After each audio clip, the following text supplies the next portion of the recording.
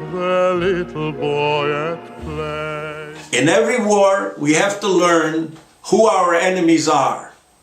Well, first of all, our real enemies are the pedophiles.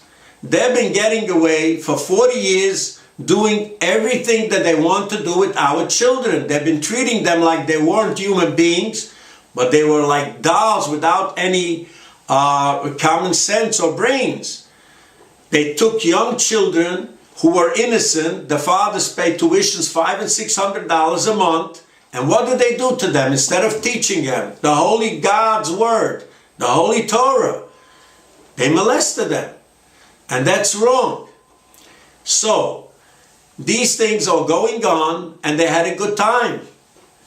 There was once a place where I was involved, where one of the big rabbis, the grand rabbis, personal secretary had molested hundreds of children. A few of them committed suicide as well, and it was known that everybody does molesting over there.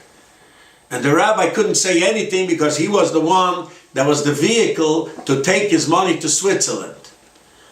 So this rabbi, when I went to tell him what's happening, and he knew perfectly what's happening, he played dumb and stupid, said, "Oh, I don't know anything." And I told him, "Listen, tomorrow I'm going to have you the child abuse with the FBI." That's when he started to open up. "Yes, so what do you want?" I said, "That secretary has to leave these premises." So before I went into the fight, I called up that secretary and I told him, "Wait a minute. Well, why are you bothering these children? If you are a pedophile and you need outside sex, why don't you go in Manhattan in these bars?" The answer was, "I'm afraid I'll catch AIDS." He's using our children and he should protect himself from catching AIDS.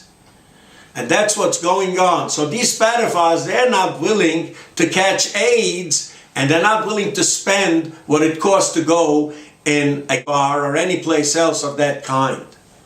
So those are the first people that we're fighting. The second people we're fighting is, we call them Mishmeres Hatznius. Mishmeres Hatznius is an organization who were originally put together to try to help the people who have sexual problems.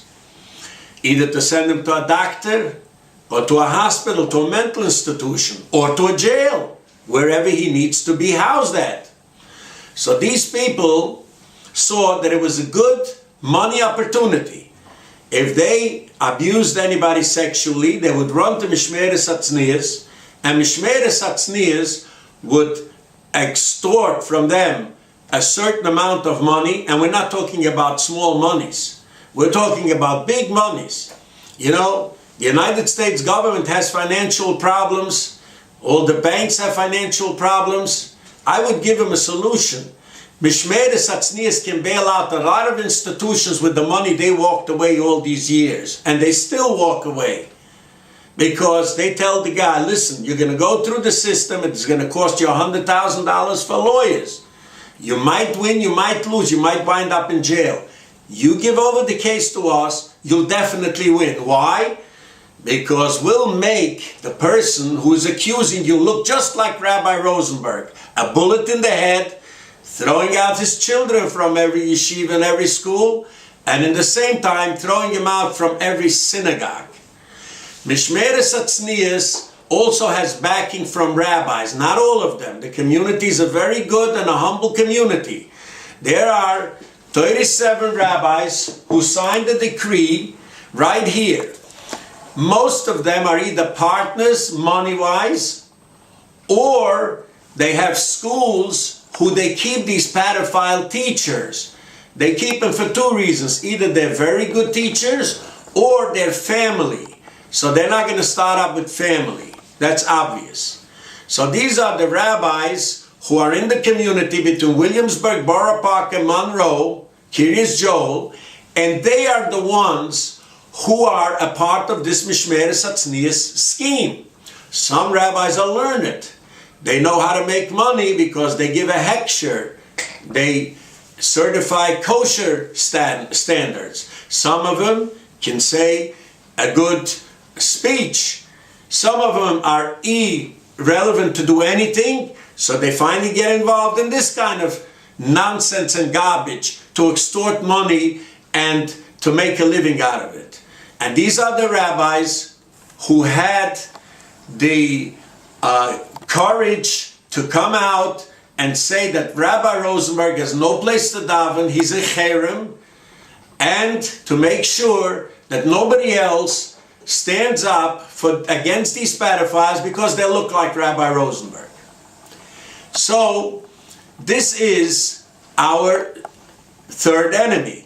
It's the pedophiles, it's Mishmeres Atznius, which are people who never worked a day in their life for 40 years, and they can bail out banks and financial institutions for the money that they robbed.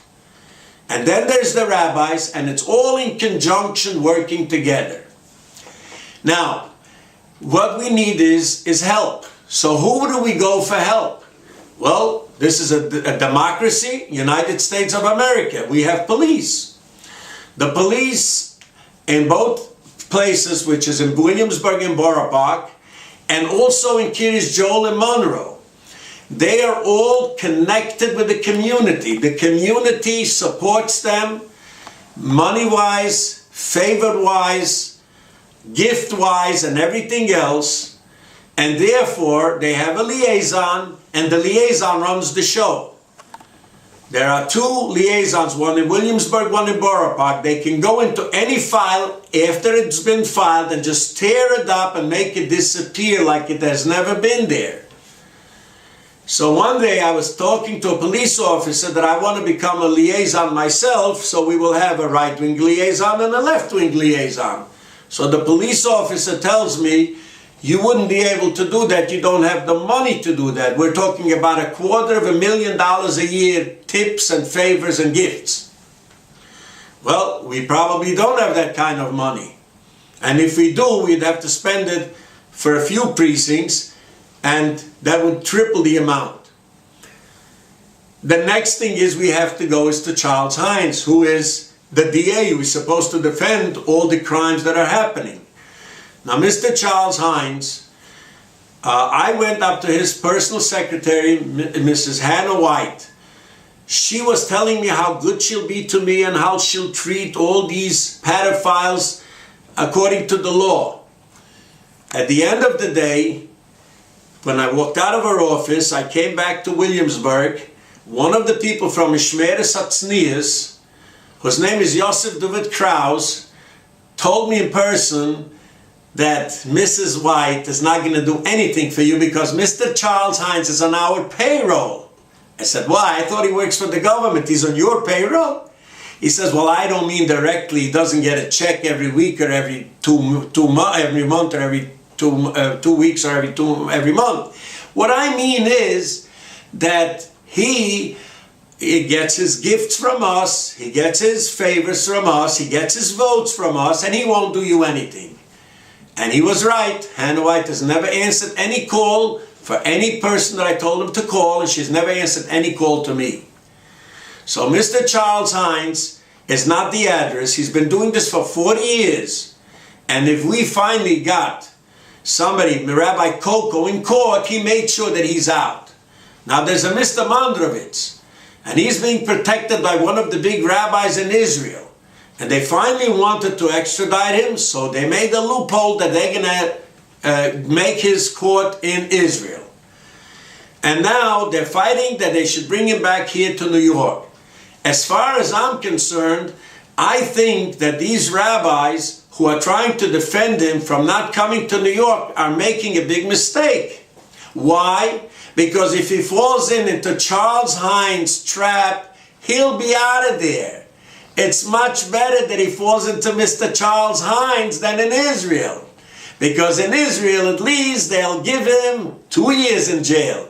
Charles Hines will give him 5 years community work, so he can get another few boys to mess them up too.